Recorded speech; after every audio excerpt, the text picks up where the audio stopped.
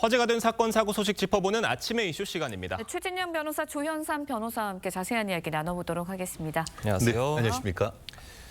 앞서 저희가 전해드린 대로 김용현 전 국방부 장관 측이 비상계엄 사태에 대한 첫 공식 입장을 밝혔습니다. 목소리 들어보겠습니다. 김용현 전 장관이 초안을 작성한 사실이 있습니다. 대통령은 이를 검토하고 일부 수정하였습니다. 국민들에 대한 통행금지 또는 통행 제한을 가하는 것을 내용으로 하는데 대통령이 국회의 경종을 울리고자 함이라는 본래의 목적대로 국민 생활의 불편, 경제활동 등을 고려하여 이를 삭제 지시하였습니다. 그러니까 김용현 전 장관 측 입장을 정리를 해보면 김 전 장관이 포고령과 담화문 초안을 작성을 했고 윤 대통령이 내용 일부만 수정했다고 했는데 야권에서는 사실상 내란을 시인한 거다 이런 반응 나왔어요. 내란인지 여부는 법률적으로 다퉈야 되는데 예. 어쨌든 비상계엄에 있어서 누가 어떤 일을 했는지에 예. 대한 팩트를 지금 확인하는 과정이 있지 않습니까? 예. 특히 이제 그 처음에 기획을 하고 또 계획을 하고 그에 따라서 포고령 1호까지 나오기까지의 과정에 대해서 지금 변호인이 상당히 상세하게 설명하고 있는데요. 네. 실질적으로 지금 그 비상계엄 포고령 1호는 1항부터 6항까지 있습니다. 근데 6항에 보면 어떻게 돼 있냐면은 네. 체제 전복 세력을 제외한 선량한 일반 국민들은 일상생활의 불편을 최소화할 수 있도록 조치한다. 이런 내용이 있습니다.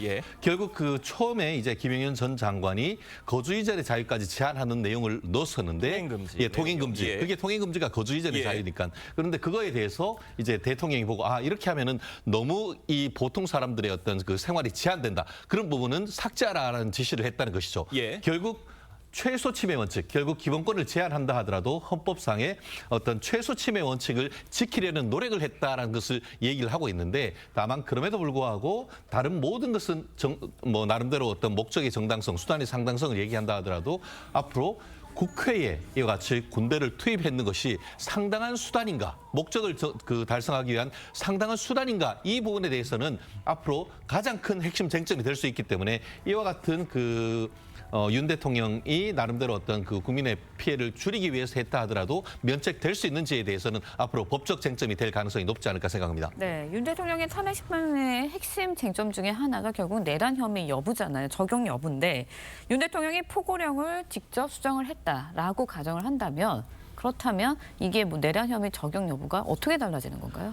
굉장히 중요한 증거가 되겠죠. 헌법재판소라든가 형사재판 입장에서도 이번엔 포고령 작성과 배포에 있어서 가지고 어떠한 역할을 했는지가 중요한 쟁점이 될 겁니다. 그런데 지금 김용현 전 장관 변호인 측에서 어떻게 보면 스스로 밝혔지 않습니까?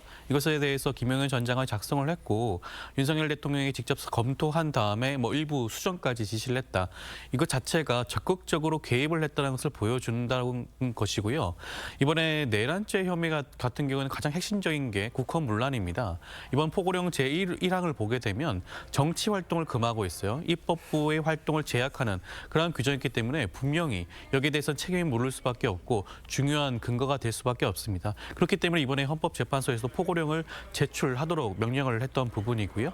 여기에 대해서 아마 김용현 전 장관 측에서야 어떻게 보면 통행금지 부분을 삭제한 것이 윤석열 대통령이 선이다라는 것을 포장하기 위해서인 것 같긴 한데 결과적으로는 이 진술 자체가 윤석열 대통령의 혐의를 더욱더 입증하는 데 중요한 증거가 되지 않을까 하는 생각이 듭니다. 네, 그리고 어제 김 전 장관 측이 한 얘기 중에 또 하나가요. 윤석열 대통령이 밝혔던 입장과 똑같은데 그러니까 비상계엄이 야당에 대한 경고 차원의 선포가 된 거고 대통령의 고유 권한이기 때문에 내란죄에 해당되지 않는다. 이런 얘기였어요. 어떻게 들으셨습니까? 그렇습니다. 결국은 말씀드렸듯이 헌법 34조에 보면은 그 기본권은 법률로서 제한할 수 있고 제한한다 하더라도 어떻게 보면 국민의 그 기본권을 침해를 최소화해야 된다고 필요성이 있어야 된다 이런 취지 있는데 예. 그와 같은 헌법상의 원칙을 지금 얘기한 것 같습니다. 말씀하신 것처럼 내란죄는 목적범입니다. 국헌을 문란하고 국토를 참전할 목적이 있어야 되는데 그런 목적이 있는 것이 아니고 자유민주적 기본 질서를 어떻게 보면 종북 세력으로부터 회복해서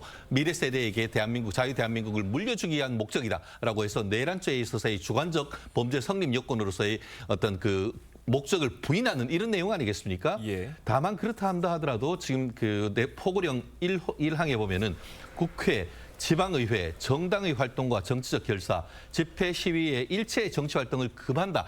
이런 얘기를 했는 것 자체가 과연 수단의 상당성으로서의 어떤 정당성이 있는지 이 부분이 지금 논란되고 있고 특히 어제 그 변호인들이 얘기했는 것이 이와 같은 일항과 관련돼서도 대통령이 미리 관여했다라고 하는 부분에 대해서 사실상 인정한 부분이어서 이 부분이 과연 앞으로 말씀드린 것처럼 이 계엄 포고령 1항 이 부분의 어떤 법적인 의미 과연 비상사태에서 국회에 대해서도 이와 같은 조치를 할 수 있는지 이 부분은 법률가들 사이에서도 좀 논란이 되고 있습니다만 지금으로서는 사실 대통령에게 유리하다고 보기는 어려운 점이 많은 것 같습니다. 예. 네, 알겠습니다. 한덕수 국무총리에게 계엄과 관련해서 사전 보고를 했다. 이 부분과 관련해서도 김용현 전 장관 측에서는 사전 보고를 했다라고 주장을 했는데 한덕수 국무총리 측에서는 허위 사실이다라고 반박을 하면서 법적 조치까지 하겠다라고 이야기를 하고 있거든요. 진실 공방이 벌어지고 있을 것 같아요. 어떻게 밝혀낼 수 있을까요? 뭐 사실관계를 좀 확인을 해봐야겠지만 일단 우리 계엄법에 따르면 김용현 전 장관이 계엄에 대해서 예. 저기 국무총리를 통해서 대통령에게 건의하도 되어 있지 않겠습니까? 그렇다고 한다면 이것이 이 절차를 통하지 않았다는 자체가 계엄 선포에 대한 절차상 하자의 중요한 근거가 될 수 있습니다. 그렇기 때문에 김용현 전 장관 입장에서는 절차상 하자와 흠결이 없다는 입장에서 그 당시 한덕수 총리에게 건의를 했다라는 주장을 한 것으로 보여지는데 한덕수 총리는 여기에 대해서 부인을 하고 있기 때문에 사실 그 당시에 국무회의장에는 국무위원들이 다수가 있지 않았겠습니까? 국무위원들의 진술을 통해서 진위 여부를 판단할 필요성이 있을 것으로 보여지고요. 예. 그리고 여차한 경우에는 한덕수 총리와 김용현 전 장관에 대한 대질 신문을 통해서라도 누구의 말이 더욱더 진실에 부합한지를 아마 조사할 필요성이 있지 않을까 생각이 듭니다. 네, 방금 들어온 소식 좀 전해드릴까요? 네, 지금 네. 방금 들어온 소식 전해드리도록 하겠습니다. 윤석열 대통령 측에서요, 오늘 탄핵 심판 변론 기일에 출석을 하겠다는 입장을 조금 전에 밝혔습니다. 네. 그러니까 오늘 대리인 선임계를 내고 예정된 변론 준비 기일에 출석을 하겠다는 얘기인데 결국 그렇게 된다면 오늘 헌법재판소에서는 예정된 일정을 진행할 수 있을 것으로 보여요. 그렇습니다. 어떻게 되겠습니까? 저 또한 오늘 출석할 것으로 예. 예측을 했습니다. 예. 왜냐하면은 박근혜 전 대통령에 대한 탄핵 소추 당시에 박 대통령은 탄핵 절차에 참석을 하지 않았습니다. 출석 요청을 했음에도 불구하고 참석을 하지 않았고 그 결과 탄핵 결정을 하면서 박 대통령에 대해서 헌법소 의지가 없다라는 얘기를 밝힌 적이 있습니다. 아마 그렇기 때문에 오늘 준비 절차에 네.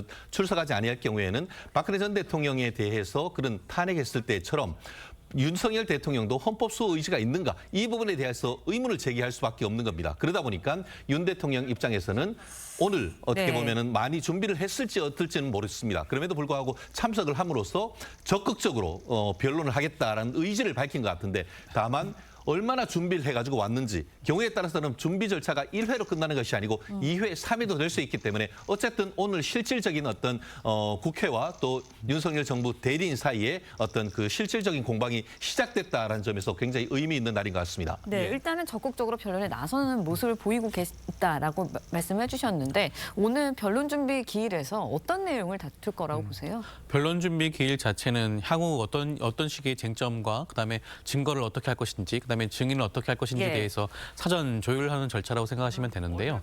저는 윤석열 대통령이 그전에 송달을 받지 않는다든가 변호인단을 선임계를 제출하지 않는다든가 이런 형식을 통해 가지고 헌법재판소의 심리를 약간 지연시키는 전략을 시작했는데 헌법재판소가 여기에 대해서 더 이상 더 이상 일고 좌고우면하지 않고 변론 준비기를 진행을 하고 송달 간주 처리하지 않았겠습니까?